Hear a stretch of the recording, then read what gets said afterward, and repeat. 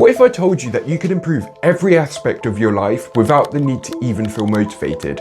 Well, 1 year ago, I would have probably thought I was crazy for saying that too, but here's what I misunderstood about motivation that kept me super inconsistent on my goals. Forgetting that motivation is a flaky feeling, not a fixed habit. You feel motivated, start acting, but the second things get hard, you stop. Well, motivation sucks, and the good news is that you don't need it. It wasn't until I shifted from motivation to discipline that I actually stayed consistent with my goals. And here's the 4 steps that I took that will trick your brain into liking discipline and easily staying consistent. Step 1, reframe your meaning of discipline. Too many people view discipline as doing hard stuff they don't want to do for no reason, like doing cold plunges, cold showers, doing the 75 hard challenge. The problem with this is the stakes are so high that you won't even want to start doing it. If you think about discipline and all you think about is toxic thoughts, hustle culture, and doing hard things that you don't want to do, then you're in the wrong direction, because discipline works when you do it from a place of self-love and self-respect, not force. So, for example, if you wanted to go to the gym, instead of saying, I'm going to go to the gym even though I don't want to because I'm disciplined, you would shift that to, I'm going to go to the gym because I respect the health of my body.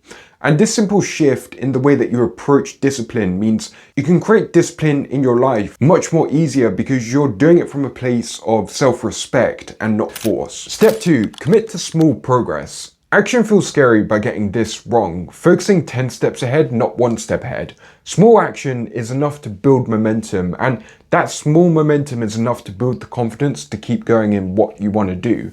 And I like the idea of committing to 5 minutes of a task. So, for example, if you were trying to go to the gym but you didn't really feel like it, what you would do is you would just think about preparing your bag.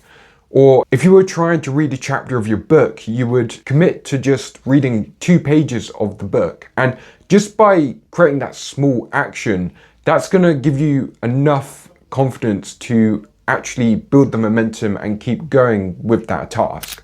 Step 3, create your anti-vision. Acting without motivation is easy when you do this, visualizing the cost of not doing something rather than the gain of it. And this is called loss aversion. It's the concept that you're way more likely to act when something is at stake rather than gain. For example, going to the gym when you know that you don't want to be overweight for your wedding would be a lot easier. And it would be a lot easier to shift your career if you knew that you didn't want a life and a career of unfulfillment. This simple shift in the way that you kind of approach tasks that you don't necessarily want to do makes all the difference for doing things that you don't want to do, because that simple shift in visualizing the cost of inaction allows you to act without the need of motivation. Step 4, create your list of non-negotiables. This is the list of minimum standards for your day or week.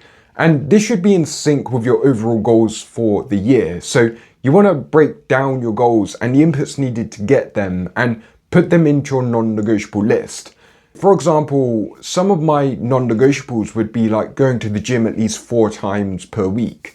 And as well as that is working at least 4 hours of deep work every day. Key is to start small and build up from there. So this could even be going to the gym 3 times per week or doing 2 hours of work, because when you progressively overload yourself, that's how you're going to be able to do more work and become more disciplined. But that's the 4 steps that I took to become more disciplined that will trick your brain into staying consistent.